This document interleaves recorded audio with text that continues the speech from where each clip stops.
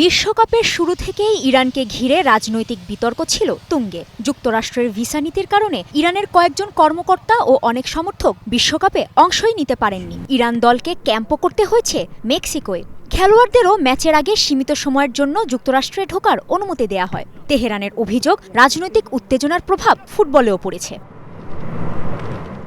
বিতর্ক এখানেই শেষ নয়, আরও বড় প্রশ্ন ওঠে মার্কিন প্রেসিডেন্ট ডোনাল্ড ট্রাম্পের হস্তক্ষেপের অভিযোগ ঘিরে। মার্কিন ফরওয়ার্ড ফোলারিন বালোগুনকে লাল কার্ড দিয়ে এক ম্যাচ নিষিদ্ধ করা হয়, অথচ পরে সেই নিষেধাজ্ঞাই স্থগিত হয়ে যায়। এরপরই প্রকাশ্যে আসে মার্কিন প্রেসিডেন্ট ডোনাল্ড ট্রাম্প নাকি ব্যক্তিগতভাবে ফিফা সভাপতি জিয়ান্নি ইনফান্তিনোকে ফোন করে বিষয়টি পুনর্বিবেচনার অনুরোধ করেছিলেন। যদিও ফিফার দাবি সিদ্ধান্ত সম্পূর্ণ স্বাধীনভাবে নেওয়া হয়েছে, তবে ইউরোপীয় ফুটবল মহল থেকে শুরু করে বিভিন্ন সংগঠন এটিকে ফিফার নিরপেক্ষতার জন্য বড় প্রশ্ন হিসেবে দেখছে।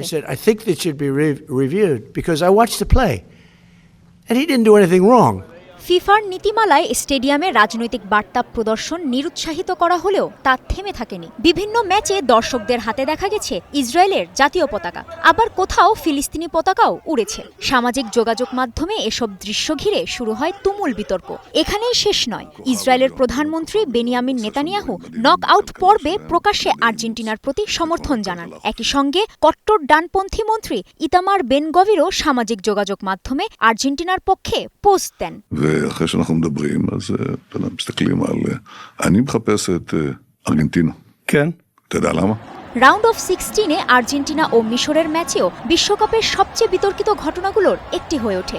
ম্যাচে রেফারির একাধিক বিতর্কিত সিদ্ধান্তের প্রতিবাদে মিশরের কোচ হোসাম হাসান সাইডলাইনে এক্স আকৃতির একটি হাতের সংকেত দেখান। অনেকেই এটিকে বর্ণবাদের অভিযোগ জানানোর আন্তর্জাতিক সংকেত হিসেবে ব্যাখ্যা করেন। ফিফার নিয়ম অনুযায়ী কোনো দলের সদস্য এই সংকেত দেখালে সাথে সাথে ম্যাচ স্থগিত করে ইস্যু সমাধান করার কথা, তবে মিশরের বেলায় তা করা হয়নি। ম্যাচের পর হোসাম হাসান বলেন, তিনি রেফারির বিরুদ্ধে বর্ণবাদের অভিযোগ তোলেননি, বরং বিতর্কিত সিদ্ধান্তের প্রতিবাদ এবং ম্যাচ পরিচালনা নিয়ে ক্ষোভ প্রকাশ করাতেই ওই সংকেত ব্যবহার করেছিলেন। এরপরও ঘটনাটি সামাজিক যোগাযোগ মাধ্যমে ব্যাপক বিতর্ক তৈরি করে এবং ম্যাচের রেফারিং নিয়ে নতুন করে প্রশ্ন ওঠে।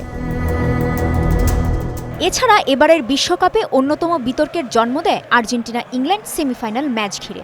ম্যাচ জয়ের পর আর্জেন্টিনার খেলোয়াড়রা মাস মালভিনাস সন আর্জেন্টিনাস লেখা একটি ব্যানার প্রদর্শন করেন। যুক্তরাজ্যের কাছে যেটি ফকল্যান্ড দ্বীপপুঞ্জ, আর্জেন্টিনার কাছে সেটি মালভিনাস। ভূখণ্ড নিয়ে দুই দেশের কয়েক দশকের পুরনো বিরোধ মুহূর্তেই বিশ্বকাপের মাঠে উকি দেয়। পরে আর্জেন্টিনার পররাষ্ট্র মন্ত্রণালয় আনুষ্ঠানিক বিবৃতি দিয়ে সেই দাবি পুনরাবৃত্তি করে। অথচ ফিফার নিয়ম অনুযায়ী মাঠে রাজনৈতিক বার্তা প্রদর্শন নিষিদ্ধ, তাই বিষয়টি তদন্ত করছে ফিফা। আরেকটি বিতর্ক ছিল ম্যাচ অফিসিয়ালদের নিয়েও। কঠোর মার্কিন অভিবাসন নীতির কারণে সোমালিয়ার ফিফা রেফারি ওমর আরতান যুক্তরাষ্ট্রে প্রবেশই করতে পারেননি, যা নিয়েও রাজনৈতিক বিতর্ক শুরু হয়। বিশ্বকাপ শুরুর আগেই মানবাধিকার নিয়ে সতর্ক করেছিল Amnesty International, Human Rights Watch ও স্পোর্টস অ্যান্ড রাইটস অ্যালায়েন্স। তাদের অভিযোগ ছিল যুক্তরাষ্ট্রের অভিবাসন নীতি, বিক্ষোভ দমন এবং দর্শকদের নিরাপত্তা নিয়ে পর্যাপ্ত নিশ্চয়তা নেই।